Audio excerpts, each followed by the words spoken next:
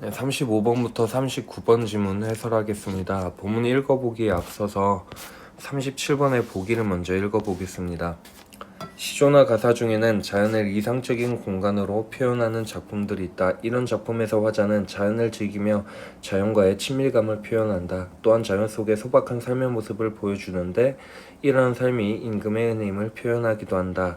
자연을 이상적인 공간으로 삼고 자연을 즐기는 모습, 친밀감을 표현하는 모습이 나타나고 자연 속의 소박한 삶의 모습, 안분지족, 안빈 낙도가 나타나고 이러한 삶이 모두 임금의 은혜다.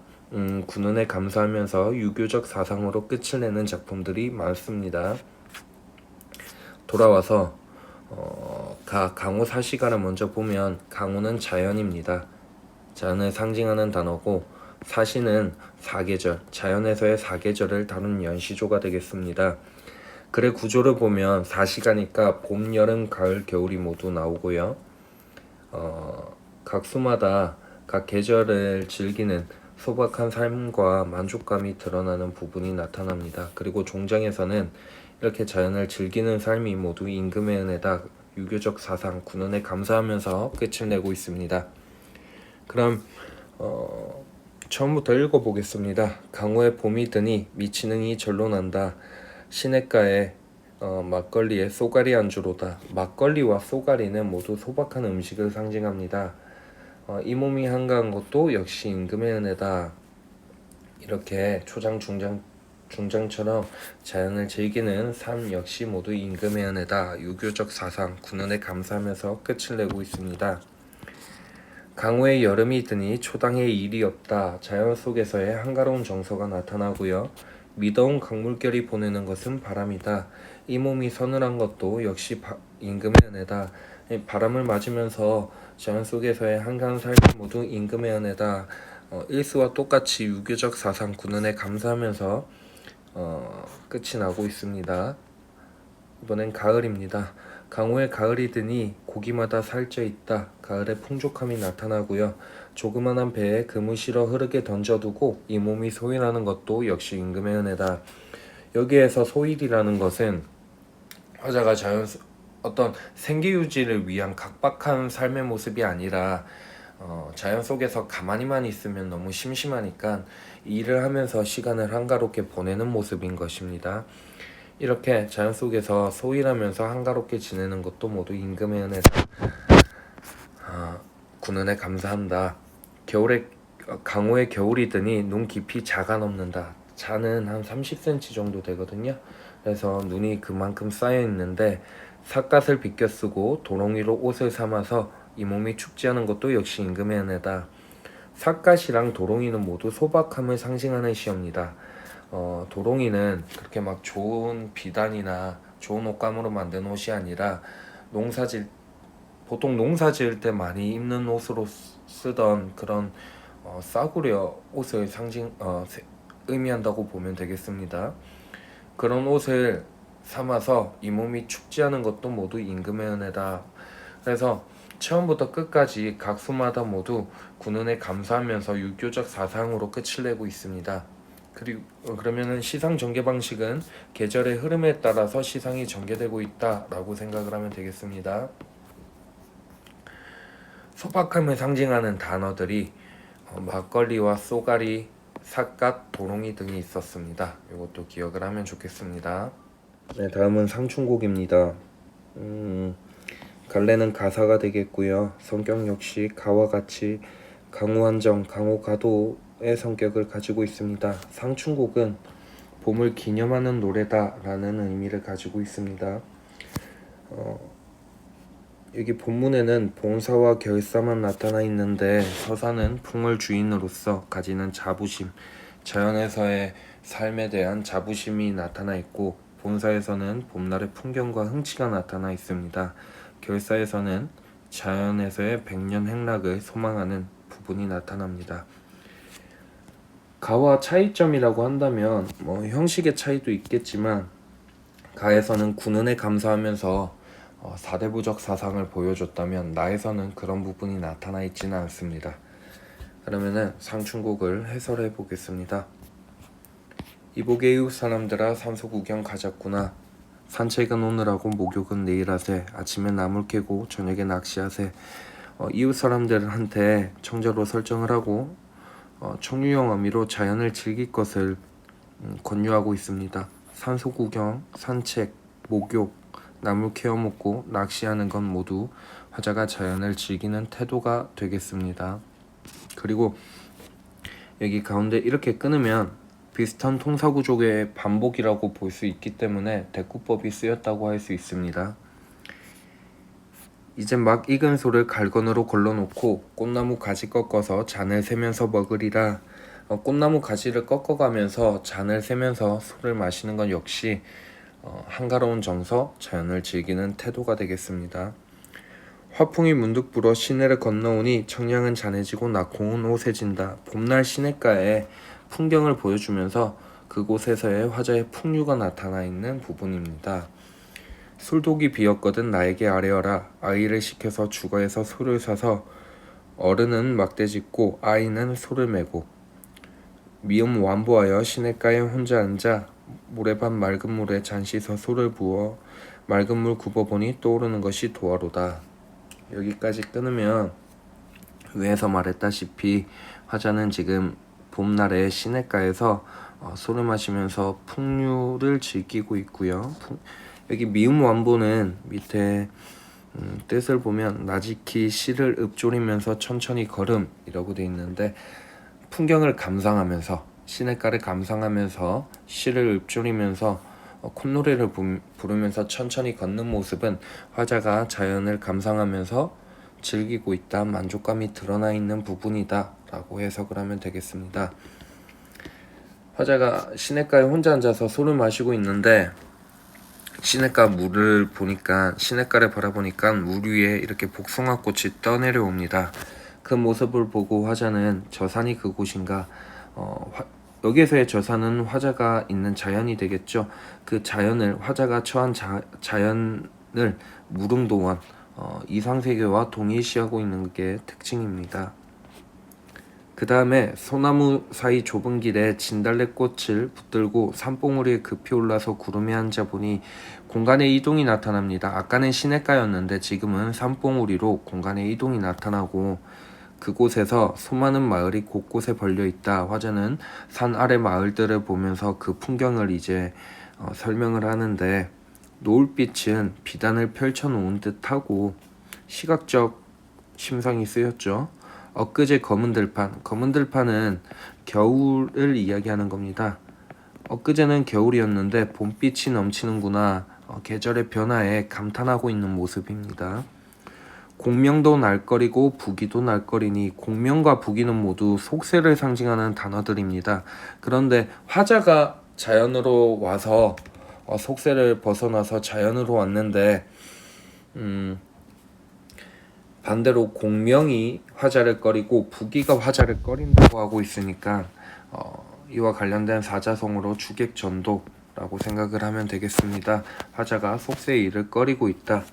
청풍명월은 자연을 상징하죠. 그래서 위에 공명과 부기와 대비되는 단어입니다.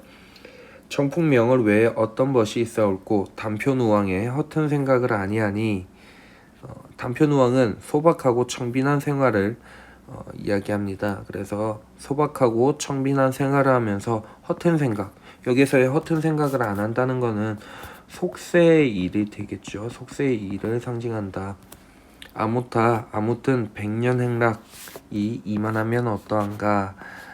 서리법이 쓰였죠. 자연에서의 삶의 만족감이 드러나 있는 부분입니다. 다음은 백석의 입춘입니다. 갈래는 가와 나와 달리 수필이고요.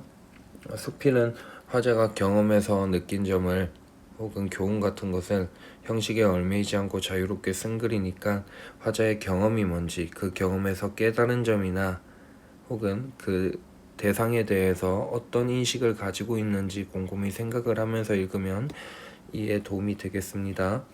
그럼 본문을 바로 한번 읽어보겠습니다. 이번 겨울은 소대한 추위를 모두 천안 삼거리 마른 농수보들 아래에서 맞았다. 여기에서 소대한은 소원과 대안 24절기 중에 하나입니다. 일이 있어서 충청도 진천으로 가던 날에 모두 소대안이 들었던 것이다. 나는 공교로이 타강길에서 이런 이름 있는 날에 추위에 떨어가면서 절기라는 것을 신묘한 것을 두고두고 생각하였다. 화자의 상황을 보면 타지 충청도 진천으로 가던 길에 소대안을 맞아들이면서 이 절기에 대해서 생각을 하기 시작합니다.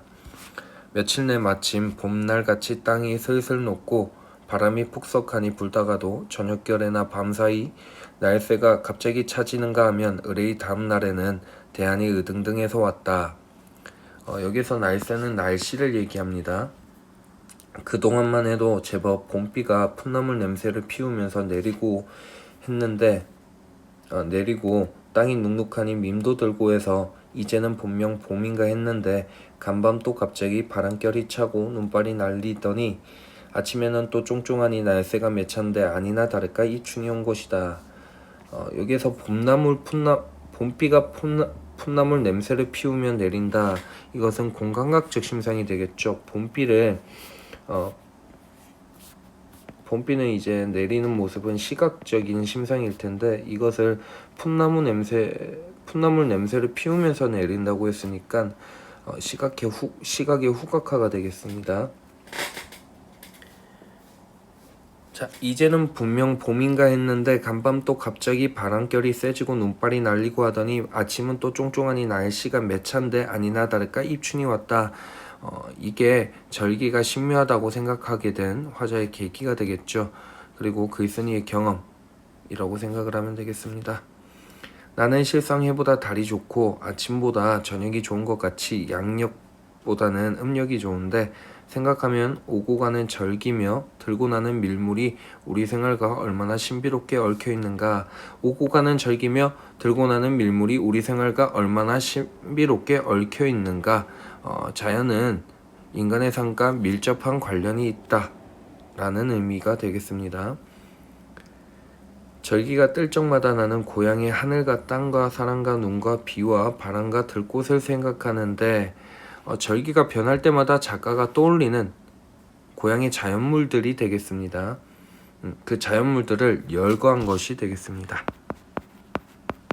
그래서 절기가 변할 때마다 화자는 고향의 하늘의 모습, 땅, 사랑, 눈, 그리고 비, 바람, 꽃들을 생각하는구나. 자연이 시골이 아름답듯 세월도 시골이 아름답고 사람의 생활도 절대로 시골이 아름다울 것 같다. 중략 부분 지나서 이런 고향에서는 이번 입춘에도 몇 번이나 보리연자 갔다가 얼어 죽었다라는 말을 하면서 입춘이 지나도 추위는 가지 않았다고 할 것인가. 보리연자 갔다가 얼어 죽었다라는 말이 입춘이 지나서 이제 따뜻해져야 되는데 추위가 가지 않는 그런 아직까지 추운 겨울의 추위를 가지고 있는 그런 상황을 이야기하는 것입니다. 해도 입춘만 넘으면 양지바른 둔덕에는 머리칼풀에 소금이 트는 것이다. 그러기에 입춘만 들면 한겨울 내 친했던 창의와 설매 발구며 꿩, 노루, 토끼며 멧돼지며 멧새, 출출이들과 떠나는 것이 섭섭해서 소년의 마음은 흐리었던 것이다. 여기 중요한데요. 화자가 어릴 때 유년기 시절의 화자를 소년에다가 소년이라고 표현을 하고 있는데 그 소년의 마음이 흐리었던 것이다. 작가는 어릴 적에 겨울을 좋아했던 모양입니다. 그래서 한겨울 내에 입춘 오는 것이 섭섭하다고 이야기를 하는데 왜 섭섭하냐면 한겨울 내에 친했던 창의와 설매, 발구며 꿩, 노루, 토끼, 멧돼지, 멧새, 출출이들이 떠나는 것이 섭섭해서 봄이 오는 게 싫었던 것입니다. 소년의 마음은 흐리었던 것이다. 높고 무섭고 쓸쓸하고 슬픈 겨울이나 그래도 가깝고 정답고 즐겁고 흥성흥성해서 좋은 겨울이 그만 입춘이 와서 가버린 것이라고 소년은 슬펐던 것이다. 유년 시절의 화자 자신을 소년이라고 객관화해서 표현을 하고 있고 어린 시절 작가는 겨울을 좋아했는데 입춘이 오면은 이런 것들이 모두 볼 수 없으니까 떠나가니까 그것이 슬펐다고 이야기를 하고 있습니다. 그런 소년도 이제는 어느덧 외투와 장갑 마스크를 벗기가 가까워서 서글픈 마음이 없듯이 겨울이 가서 슬퍼하는 슬픔도 가버렸다. 슬퍼하는 슬픔도 가버렸다. 어린 시절, 유년기 시절의 화자의 감정을 느낄 수 없게 된 안타까움이 나타나 있는 부분입니다. 입춘이 오기 전에 벌써 내 삶에도 노루도 메세도 벌써 다 가버린 것이다. 입춘이 드는 날 나는 공일 무유의 오피스, 여기서의 오피스는 도시의 모습, 고향과 대비되는 소재입니다.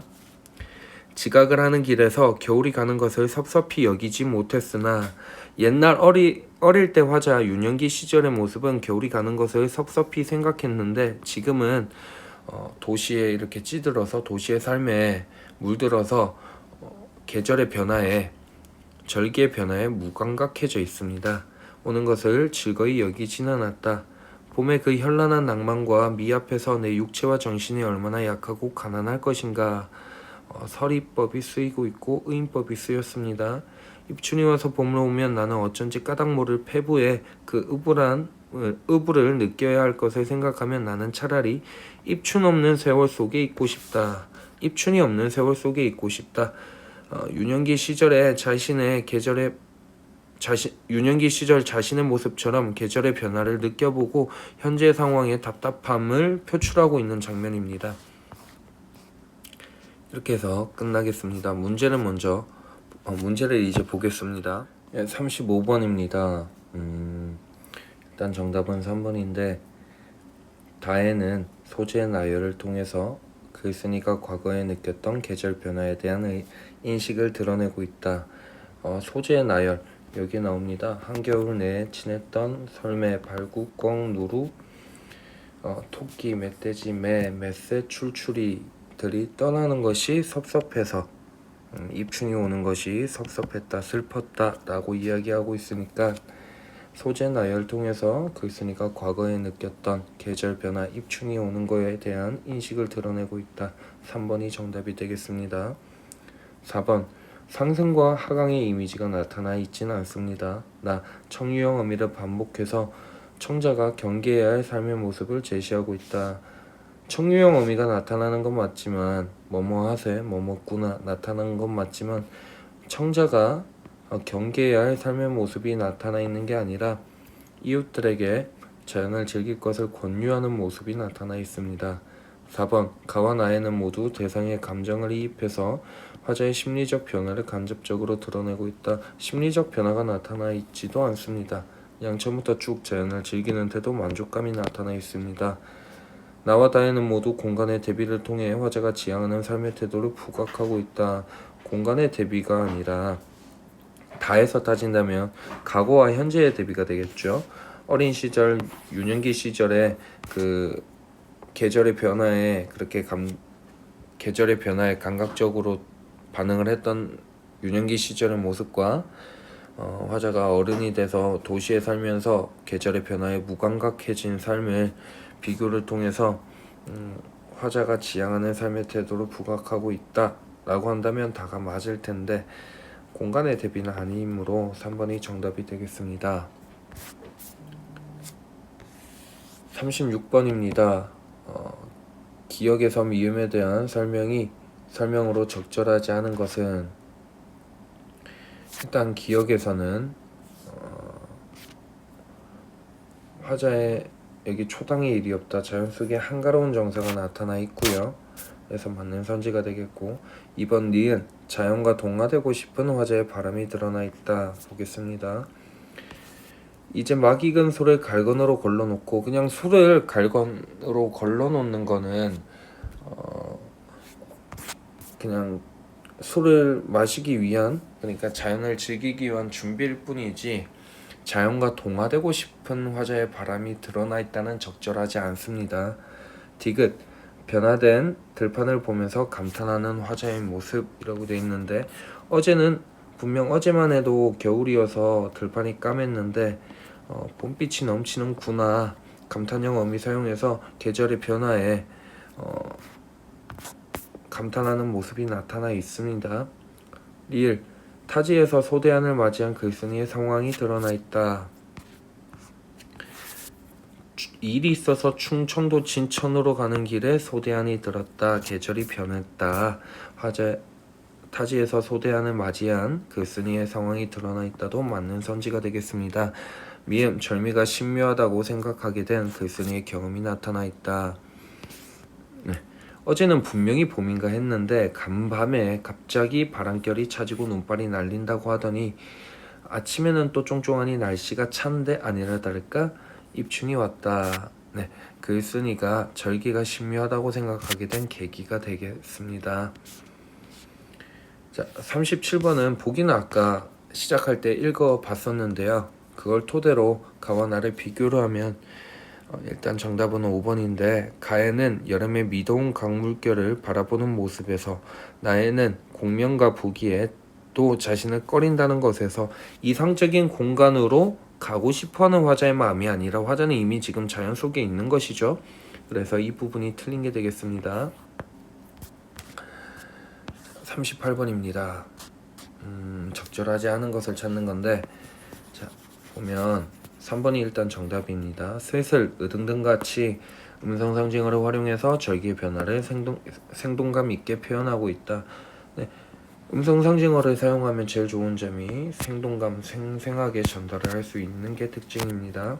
봄비가 풋나물 냄새를 피우며 감각적인 모습으로 표현하고 있다. 아까 봄비가 내리는 모습, 시각적인 모습을 풋나물 냄새 청각적으로 청각적으로 공감각적 심상을 통해 전달하고 있다고 했습니다. 절기가 뜰 적마다 고향을 생각하는 모습을 통해서 절기의 변화에 따라 고향에 대한 생각이 바뀌는 것을 표현하고 있다. 절기가 뜰 적마다 고향의 모습을 생각하는 건 맞는데 절기의 변화에 따라서 고향에 대한 생각이 바뀌지는 않습니다. 그냥 유년기 시절이 그리운 것뿐이지 그 고향에 대한 인식이 바뀌는 것은 아닙니다. 그래서 3번이 정답이 되겠습니다. 4번 소녀는 슬펐던 것이다와 같이 자신을 객관화해서 어린 시절에 느꼈던 감정을 표현하고 있다. 네, 아까 그 열거를 통해서 여기 소년 자신을 객관화했다고 아까 설명을 했습니다. 5번 슬퍼하는 슬픔도 가버렸다. 어린 시절의 감정을 느낄 수 없게 된 안타까운 정서가 드러나 있다고도 아까 설명을 했었습니다. 그래서 정답 3번이 되겠습니다. A와 B에 대한 이해로 가장 적절한 것은 먼저 A를 찾아보면 A는 이만하면 어떠한가 서리법 자연에서의 만족감이 드러나 있고 B는 입춘이 없는 세월 속에 있고 싶다. 유년기 시절에 자신처럼 계절의 변화를 느껴보고 싶다와 함께 현재 상황의 답답함이 표출되어 있는 부분이라고 했습니다. 그럼 A와 B를 이해한 내용으로 가장 적절한 것을 찾는다면 4번 현재 상황에 대한 만족감 이만하면 어떠한가 서리법이 쓰여져 있고 B. 현재 상황에 대한 글쓴이의 답답함 어린 시절 유년기 시절처럼 계절을 감각적으로 이렇게 받아들이지 못하고 도시에서 사는 삶에 대한 답답함이 나타나 있는 것입니다. 그래서 4번이 정답이 되겠습니다.